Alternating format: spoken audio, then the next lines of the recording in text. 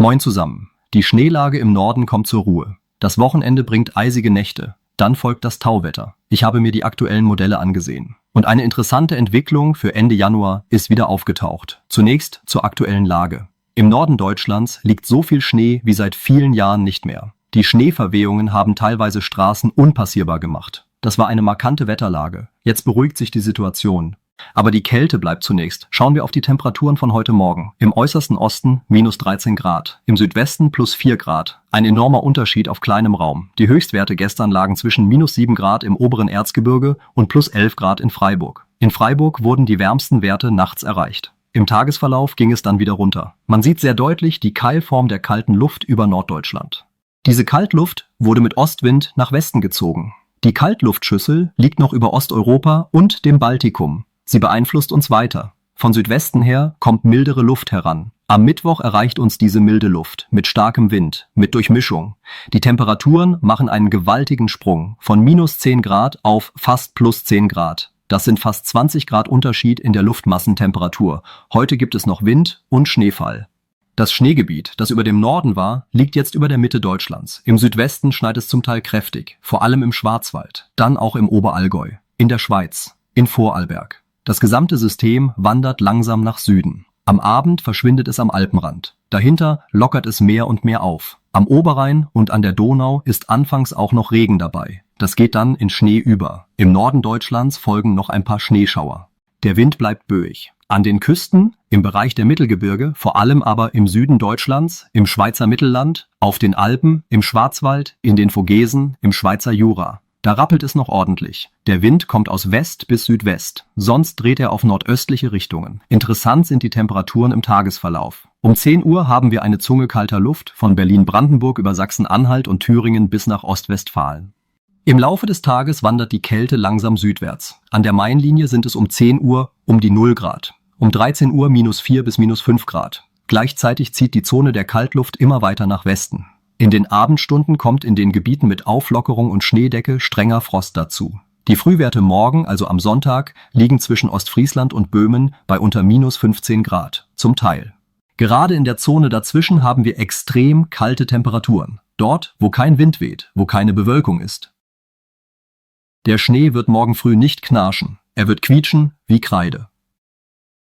Wir starten morgen mit ein paar Eisnebelfeldern, letzten Schneefällen am Alpenrand.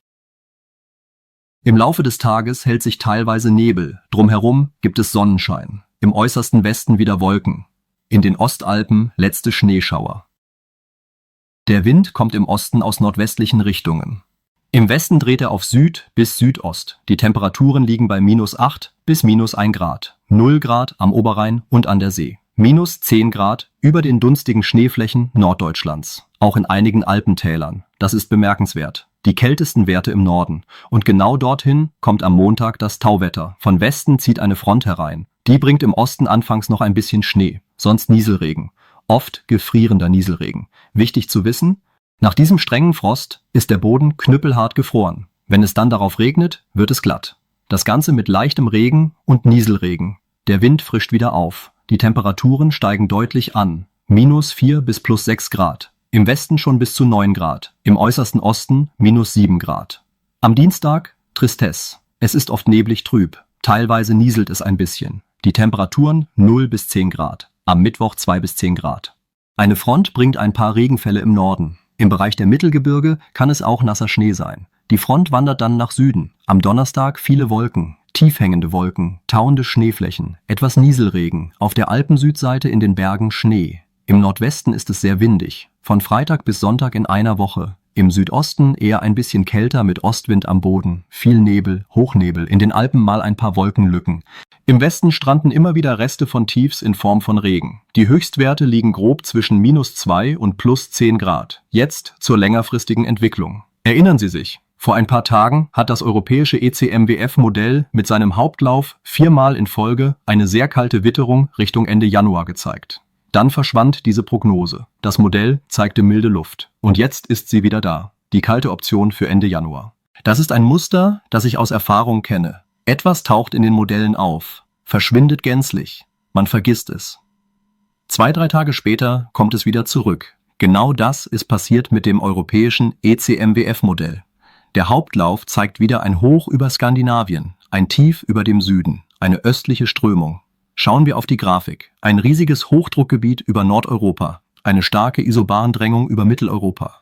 Eine östliche Strömung, mit der Eisluft herangeführt werden würde. Das wäre nicht sonderlich schneereich, aber es wäre sehr kalt. Ich überprüfe das mit den Ensembles. Das sind 30 verschiedene Berechnungen desselben Modells. Beginnen wir im Nordwesten in Amsterdam. Die rote Linie ist das Mittel der Luftmassentemperatur aus 30 Jahren in 1500 Meter Höhe. Die weiße Linie ist das Mittel aller Einzelberechnungen. Wir kommen aus dem Eiskeller raus.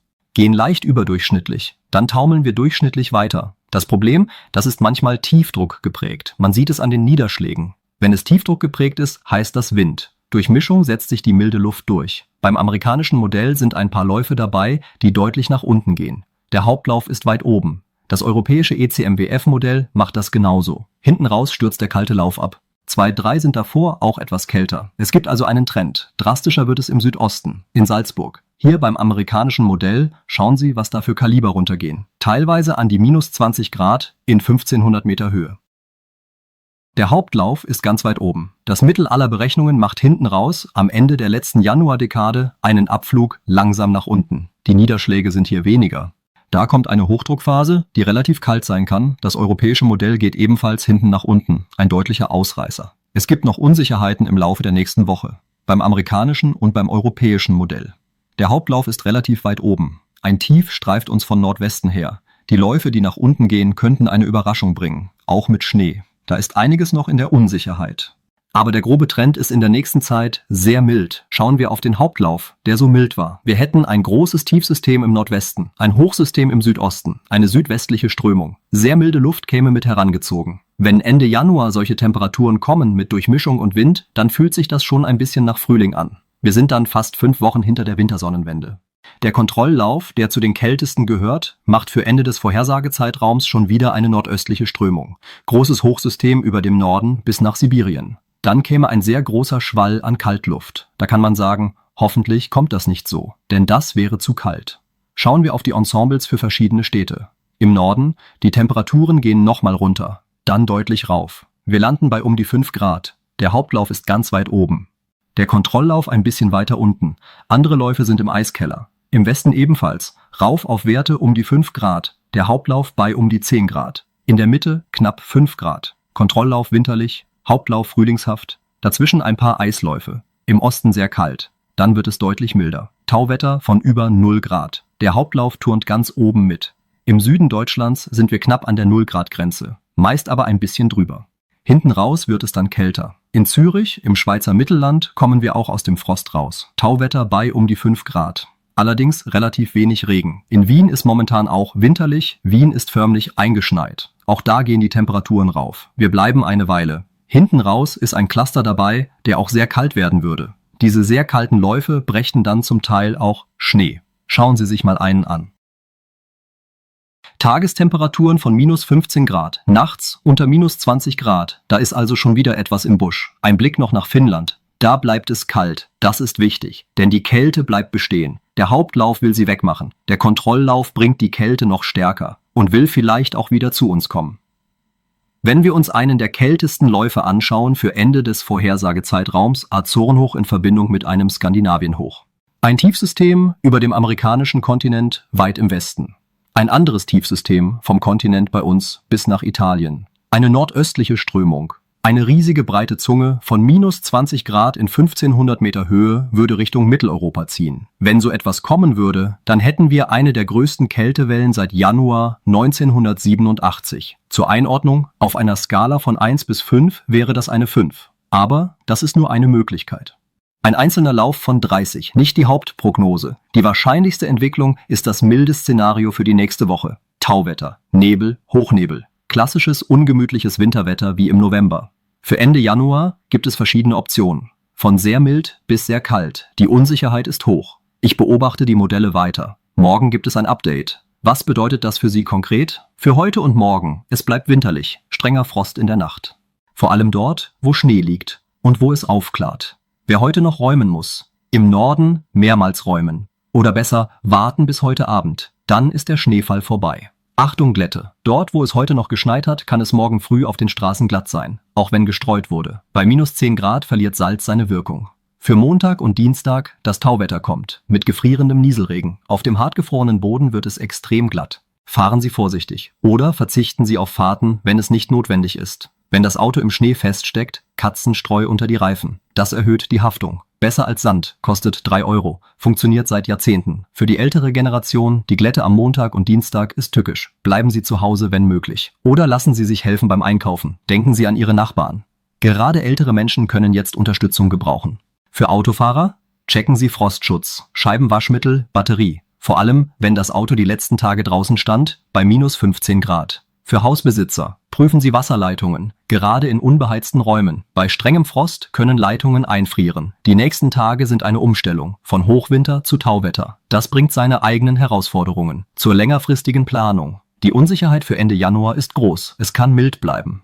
Es kann sehr kalt werden. Ich empfehle, behalten Sie die Vorhersagen im Auge. Ab Mitte nächster Woche wird es klarer. Falls die Kälte Ende Januar kommt, bereiten Sie sich vor. Heizmaterial, Vorräte, Streugut, aber keine Panik. Es ist Winter. Winter bedeutet manchmal Kälte, manchmal Schnee. Das ist nicht außergewöhnlich. Sie haben Schlimmeres erlebt. Viele von Ihnen erinnern sich an den Winter 1979. Damals fielen 80 Zentimeter Schnee. Die Temperaturen: minus 25 Grad. Die aktuelle Lage ist weniger extrem. Zusammenfassung: Heute noch Schneefall im Süden, Wind, kalt, morgen strenger Frost, Sonnenschein in der Mitte, Nebel im Norden. Montag beginnt das Tauwetter. Achtung Glätte durch gefrierenden Nieselregen. Dienstag und Mittwoch Nebel, Hochnebel, mild. Ende Januar unsicher. Entweder mild oder sehr kalt. Morgen gibt es ein Update mit den neuesten Modellen. Einen